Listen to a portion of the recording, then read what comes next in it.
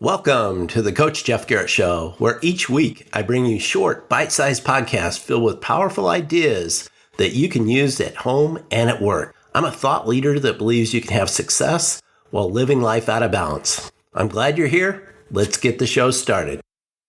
Did you know that Thanksgiving means the expression of gratitude, especially to God? The first Thanksgiving occurred in the year 1621. It was shortly after the Pilgrims arrived, and they had a Thanksgiving to give thanks for the crops that they had. They celebrated Thanksgiving with the Native Americans that were there in the area of Plymouth. And in 1963, Abraham Lincoln made Thanksgiving a national holiday. He did this during the Civil War. I have a challenge for you this Thanksgiving, and that is to, at your Thanksgiving dinner, go around the table and have everyone tell what they are especially thankful for this year and why they're thankful for it. Even little kids at the table can play this game. We've done this a lot in our family, and I think you'll find it to be a lot of fun. Today, I'd like to talk about gratitude. What are your daily gratitude habits? Do you take time every day to determine what you're grateful for? I know I put a little Post-it note on my nightstand, and I see it in the morning when I wake up, and I see it at night before I go to bed, and it says, "What are you grateful for?" This is something that you could do for a start. Another thing is to have a gratitude list. This is a list that has things that you are grateful for, such as your health, your home or apartment that you live in, your spouse, friends, talents that you have, your job, anything that you may be grateful for. Review this list as frequently as you'd like.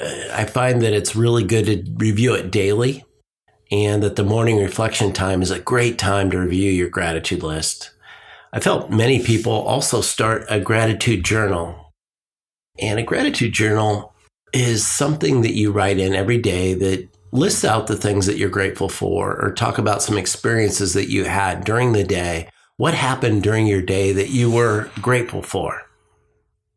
Some people keep it in a written form, and some people use a tablet and use an electronic format. One thing that I found that it can be very touching to someone is to write a letter of gratitude or send a recording of gratitude.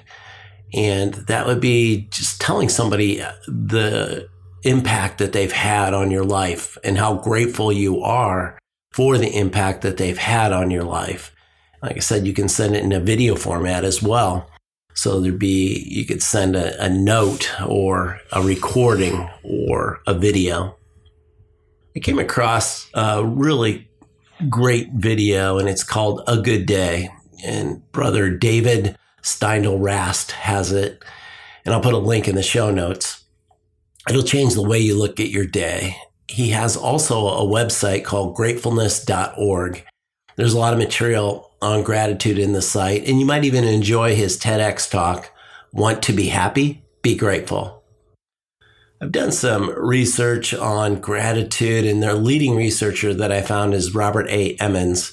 He's a PhD psychology professor and researcher at the University of California. He has an excellent book to help you develop a habit of gratitude.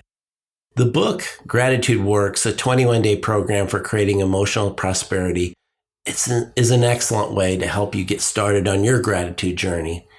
He also has an excellent website, and he has a gratitude questionnaire that you can take to measure your gratitude.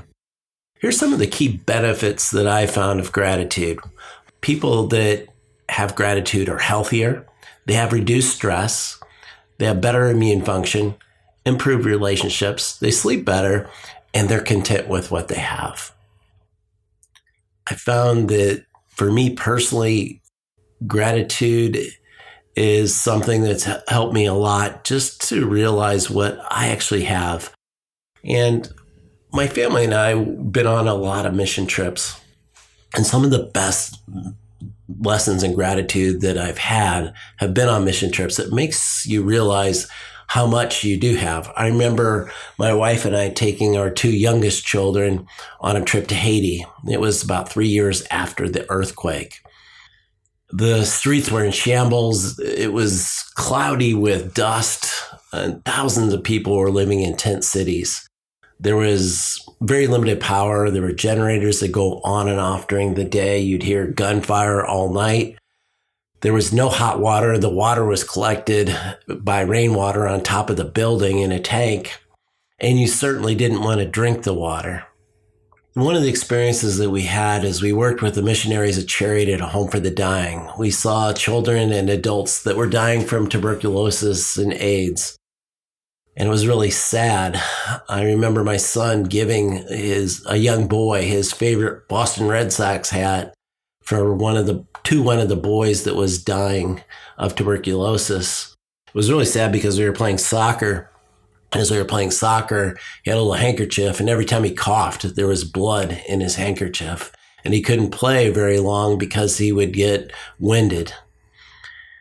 And then we also worked in a wounds clinic. There are patients that walked miles to get treated. Many of them, it could have been in a hospital if they're in the United States. If they had clean water and soap, the wounds that they had would have never festered and been as horrible as they were. We worked in an orphanage that had children with illnesses that could have been cured with simple medicines, but they didn't have those medicines and they didn't have the medications that they needed. Upon returning home from the trip, I reflected on how many material things that my family and I have and all the blessings that we have. It was certainly a lot to think about and contemplate. We also live in a country that still has a lot of freedoms. We have clean water on tap. It can be hot, it can be cold. We have electricity when you flip a switch. We have air conditioning for hot weather and heat for cold weather. And we can go to the grocery store and we can buy just about anything. I think we all have a lot to be grateful for. Thanks for listening, and be audacious. Thank you for listening, and be audacious. Please share this podcast with your friends and coworkers.